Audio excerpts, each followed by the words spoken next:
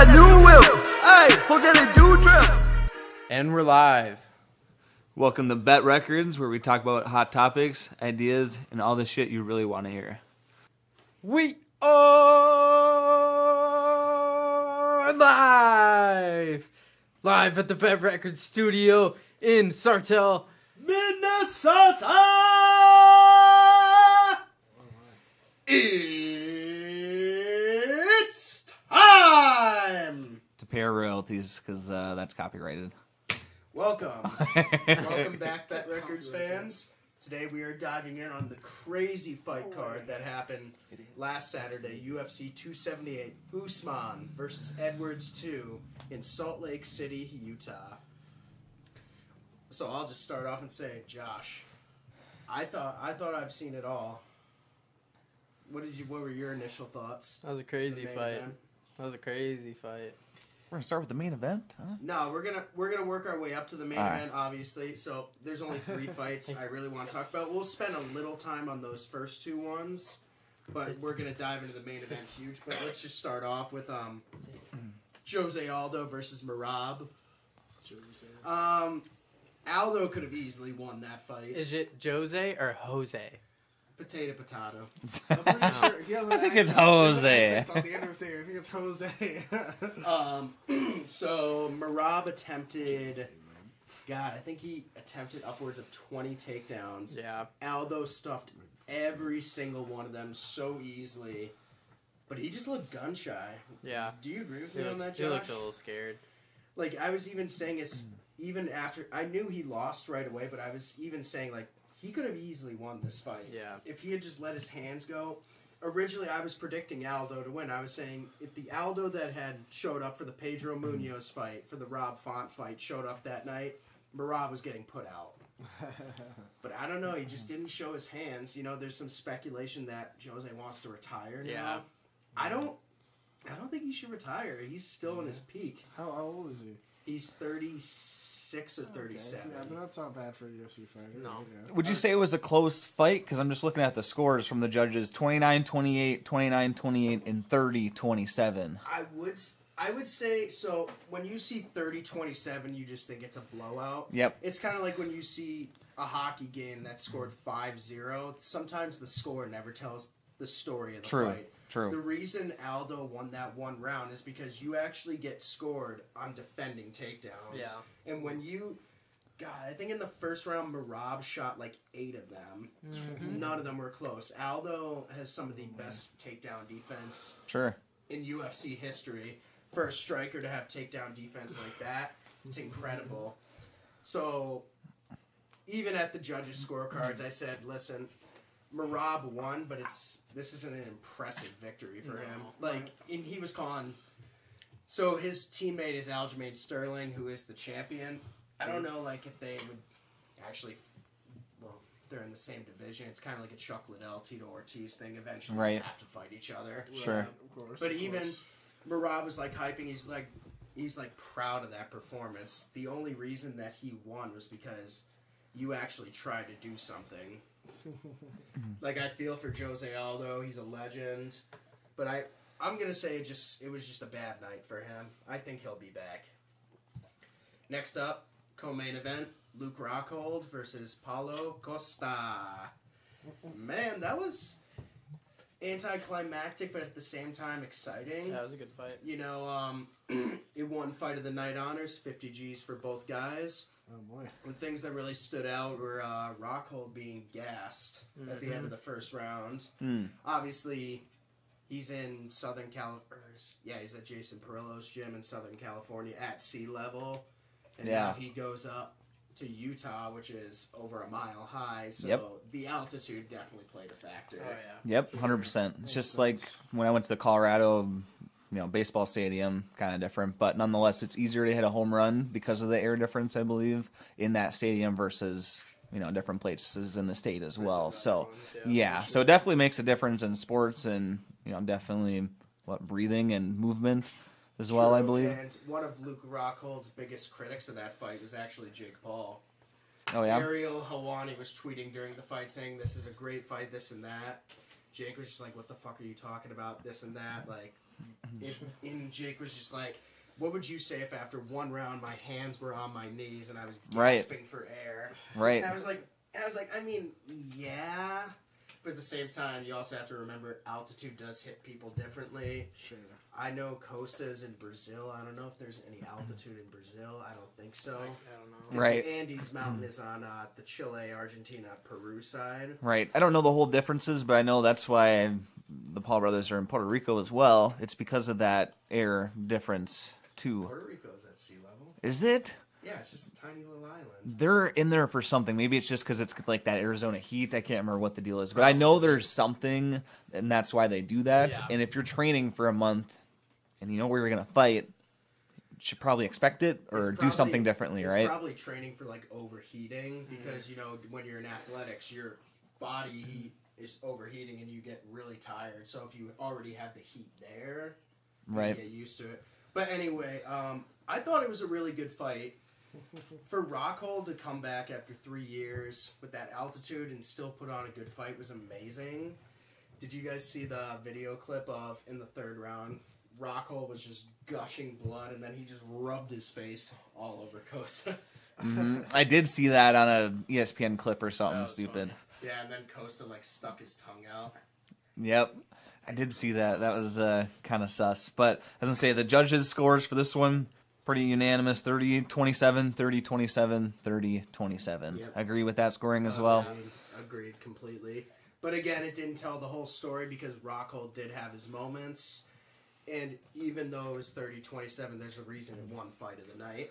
Right, right. Because he still got to defend himself somehow, Yep. even if he didn't look, as good as he could have been, See, probably. I think this was kind of a win for Luke. You know, saying coming back from 3 years and going the distance with a killer like Costa. And I think it kind of destroys Costa. This guy's been out for 3 years. Hands on his knees in the first round, gasping for air, and you weren't able to finish him. And he has a history of having a weak chin, and you couldn't even put him away. Sure. So I think that kind of hurts Costa in a perspective. So you think overall, generally in their careers, Luke might have taken a career boost with this, even though he got the loss, essentially. He retired. He did retire after this fight, too. Okay, Yep, so yep. this was it, huh? Yeah, I saw it coming. Yeah. Basically, he explains he doesn't love this shit anymore. All that. He was, from day one of the press conferences and the media, he was just shitting on Dana White and the UFC. He wanted out. So you think he just took one more fight, retire on the stage, and call it done? Why didn't he just retire on Twitter or something, I guess? I don't know. For pride. Just I to get guess. in there one last time. Yep. Yeah. With everything going in his mind right now, I know he had a relationship where his girlfriend had an abortion and he wanted the kid, and that obviously really hurt him. Mm-hmm. So I guess it was just like something, a confidence booster, a pride thing for him. Like, just go out in front of the fans. And he's always been regarded as one of the most arrogant people in the sport, kind of a douchebag. Okay. But he showed, in that interview, I kind of saw his true colors, and I said, okay, this guy may be a little brash, a little dickhead sometimes, but Sure, right. he has a soft side. Right. And he's probably not playing, a character, right? We've talked about that before on the show. His No, UFC he's persona. not a character. That's No. just him being him. Yeah. But hats off to Luke Rockhold on an incredible career, which resulted in a middleweight title. And yeah, nothing but great things in Strikeforce. The guy's a legend. He'll be missed. And for Costa, tough to say what's next. Obviously, he wants the skinny clown Adesanya, but he's not getting that. Mm. I say, because I know Cannonier just got scheduled with Sean Strickland. I say it'd be next for him. I would say the winner of Whittaker versus Marvin Vettori in the next 2 weeks. That would be a perfect matchup for him. He was scheduled to fight Whittaker, but pulled out, and he lost to Vettori. Mm. But anyway, hell of a co-main event. On to the main event. Shocker. Was this the greatest upset in UFC history? Well. Look at my... Well. because Josh remembers my reaction to the Juliana Pena Amanda Nunes one, and he saw my reaction on Saturday. Which reaction? Nunes. You thought the Nunes one was bigger? I don't know, because... What do you think? Is I this the will biggest upset? to you? It's pretty crazy. Who would have It's expected? crazy. I would Usman definitely to put it in the lose? conversation because this guy beat the pound for pound #1, and not only beat him, had him staring at the ceiling with his eyes completely dilated. Mm-hmm. With Nunes, it was just she ran out of gas and Right. got choked out. She didn't get completely sparked unconscious. But for the most of the fight, first round, Leon Edwards became the first man to ever take down Kamaru Usman. Colby Covington couldn't even do that. That's a feat of its own right there. Even after that, I said, even if Leon loses this fight, that's something to be proud of. Yep. So he won that first round. Second, third, and fourth, Kamaru started to show why he's pound for pound. Didn't really do anything, and then going into the fifth round, Leon Edwards' coach gave him the hell of the pep talk in the corner. Got him going, and then comes in, 56 seconds left, feints a jab, goes through with the cross, left high kick. Usman kind of bit on that jab and kind of moved his hand and connected right with his temple, put the champion out. And we have a new champion at welterweight. And his name is Leon Rocky Edwards. And I know, Josh, you were watching with me. What did you think of the fight overall? What do you mean? Like, how it was going? Did you think, okay, this is just another Kamaru Usman domination? Well, yeah, Leon that's has how no that's how it chance? was up until that last minute. I mean, it was all Kamaru Usman except for that first round. But did you even think in any light going into this fight, there's a chance that Leon can pull this off? I mean, there's always a chance, but Right. and after that first round, I thought it was actually going his way, and then it just kind of, Kamaru turned it on and looked like old Kamaru, If the fight ended, this is a bad example, but let's say it ended after that fourth round, right? Would you say Usman would have won unanimous decisionly? Oh yeah. Wait, repeat the question again? If the fight ended after round 4. If it ended after round 4? Yep. A So decision? no fifth round, right? Ended fourth round, judge's decision, who would have won the fight? We wouldn't even be having this conversation right now. It would be Usman. Yeah, it would be Yep. Kamaru Usman. Right. So Edwards put it on in that fifth round. How many minutes in? A couple minutes in, right? Into the fifth round? Yeah. There's 56 seconds left. Okay. That's pretty close. And I don't know, just Leon kept composed. He didn't look defeated. And Usman even said it. Out of all the opponents he's faced, Leon being one of those guys, he was the hardest one to break. Didn't give up, nothing like that. If you ask me, Usman's biggest downfall is when I just watched the lead up to this fight, I think he was, even months prior when the fight finally got announced, I really believe he was overlooking Leon. He was saying, I respect him, I'm not overlooking you. He said to Leon, I'm not overlooking you, I know you're tough, but at the same time, you're talking about, in fight week, going up 2 weight classes to take on Yuri Prochazka. Your focus is definitely not on Leon then, because why the fuck are you talking about that shit? Worry about that after in the post-fight press conference. Right. And you got his rap manager, Ali, hyping him up too, saying, oh yeah, he's going to box Canelo, and then go up 2 weight classes, be light heavyweight champion. They were just hyping him up too much, and he was just overlooking Leon. That's just how I see it. So, Usman deserved to get KO like that for the way he was disrespecting Leon. and it was Usman that was, or is the pound for pound fighter, right, in Was. UFC? Was. That's my question. Is it was? Was. Yeah. Now he goes down. And let me just update all our fans on the new pound for pound rankings. That's who it should have been in the first place. We got at number 9, Davison Figueiredo, followed by Dustin Poirier, Aljamain Sterling. Next, Leon Edwards comes into the mix. Ooh, Number moving 5, up the ladder. Francis Ngannou. All the way down from 1 to 4 is Kamaru Usman. And then we have Charles Oliveira, Israel Adesanya, and at the top of the mountain, Alexander the Great Volkanovski. In my opinion, I think Volkanovski should have been up there after the Holloway fight. Yep, I agree. I think you guys actually talked about that on the previous episode as well. That Usman, is everyone says he's got that, title, but truly, maybe he's not deserving of it. But my thing for Volkanovski is, so you look at the Usman Covington, the second one. Yeah, it was a great fight. Masvidal was just a clean KO. Otherwise, nothing else.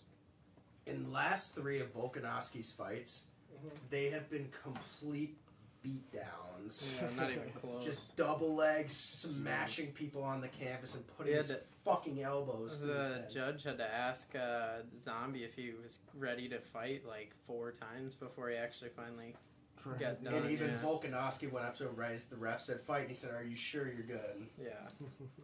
And I could even tell after he finished him, like, Zombie hit the floor, Volk was just like, "I don't want to hit him anymore. Yeah. Like, this just is not fair." But yeah, where Usman goes next from here. Does he get a rematch? There is a rematch. There's one coming. Absolutely. You know, and that's the other thing. So he's not going for Dana Canelo White- next, huh? I still opinion, think he's going to give Colby the fight. No.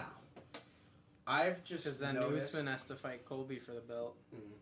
All I've noticed in the That's past, pretty funny. ever since Kamaru beat Covington the second time, Dana White has been stroking Kamaru Usman's dick, saying he's the greatest of all time, Yep. greatest welterweight of all time, but you're disrespecting your greatest welterweight champion, Georges St. Pierre. Oh my. 8 title defenses. Usman was at 5, and you're already calling him the GOAT. In my opinion, to claim that division GOAT status, you have to beat that record for most title defenses. Yeah. Until you do that, you're not the GOAT. Yep. Because that's the most illustrious record. So, the welterweight division is stacked right now. Obviously, Leon and Usman are going to go a third time. It's tough to say when it'll be because Usman's definitely going to get a medical suspension after getting knocked out like Sure. that. Yep. Leon, you know who's been very vocal ever since Leon won the belt? Who? Jorge Masvidal. He's not getting nothing. He thinks he is because see if you look at the storyline between those two, it makes sense money wise He's not because getting you know no the whole- title shot. I don't know if you guys know the 3-piece in the soda incident. Nope. When Masvidal made his comeback and knocked out Darren Till in London, Leon Edwards was the co-main event. And leading up, he had always talked about, I want to fight Jorge after this. Jorge's doing his interview. And while he's doing it, Leon interrupts him and, like, heckles him.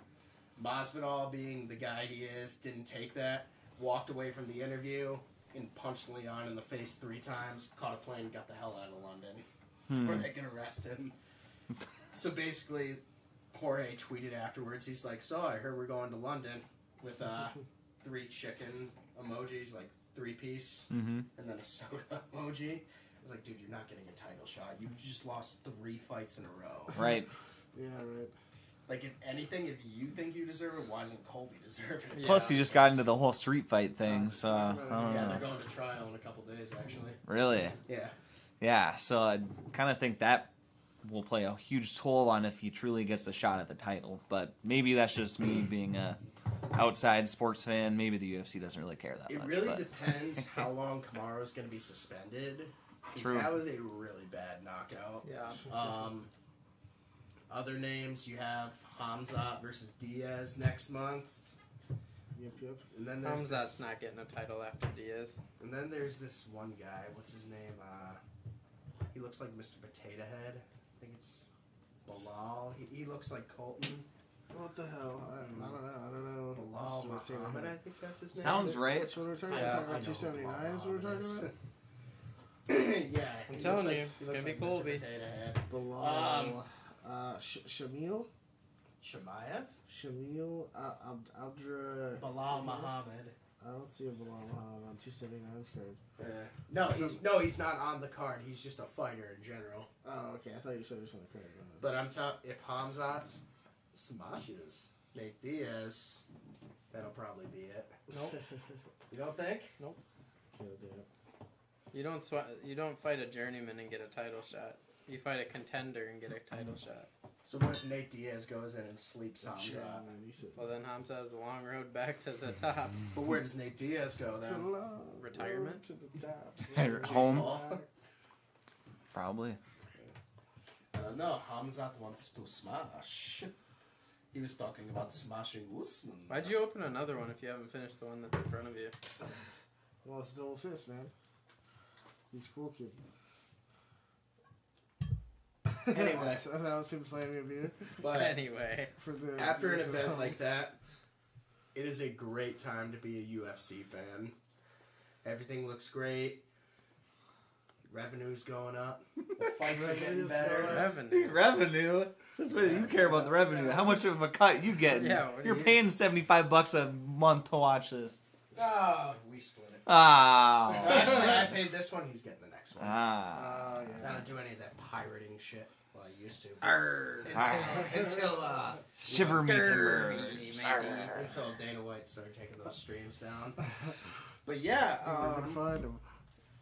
my biggest question is, before we sign off on 278, What's your question? do you think Usman's going to be the same after getting knocked unconscious Probably like not. that? Because you've seen those know, man. superstars that have gotten slept like that, and they are just never the same because they're hesitant, knowing, okay, I can get knocked out. Right. Like this. I'm I not think maybe immortal. it'll be more drive for him to come back stronger. Because Yeah, think that's about it, that fight, everybody was terrified of him. No, and in that fight, he got taken down for the first time. True. He got knocked down for the first time, and he got knocked out for the first time. Yeah, it's a good point. I was about to say finished for the first time, but the second fight of his career, he got choked out by a nobody. Well, and kind of the way you were putting it before, if he's looking at a fight, months away, he obviously took this as a joke, I think. And, he's either going to be knocked up from that, and kind of be, a little tilted and maybe playing some mind games coming into whatever fight he has next, whether it is a rematch or something to redeem himself to get that next rematch for the title. Or at the same time, he's just going to be like, all right, yeah, I know I fucked up. I'm in it to win on this one. I'm not looking elsewhere. I'm not fucking around, kind of thing. I just kind of think, from what you're saying, he took it as a joke. If he does that, okay, but if he mentions anything about moving up to light heavyweight, I'm turning the TV off. Yeah. Because that was your downfall in this fight. You overlooked Leon, and now you're staring at the fan. Yep. Doing interviews on TMZ. But other than that, thank you all for tuning in. That was our 278 recap. The UFC is back in action next Saturday in Paris, France, where we have heavyweight contenders Cyril Gane taking on Tai Bam Bam Tuivasa. That'd be a good one. And in the co-main event, Robert Whittaker versus Marvin Vittori. Thank you for tuning in, Met cheers Records to your fans. We'll have fans. more on that event as we near close. Thank you all for tuning in. Peace. Peace. Peace. Jose the do trip. I like how she move it. I like how she move it. I got that new whip. Jose the do trip. I like how she move it. I like how she move it.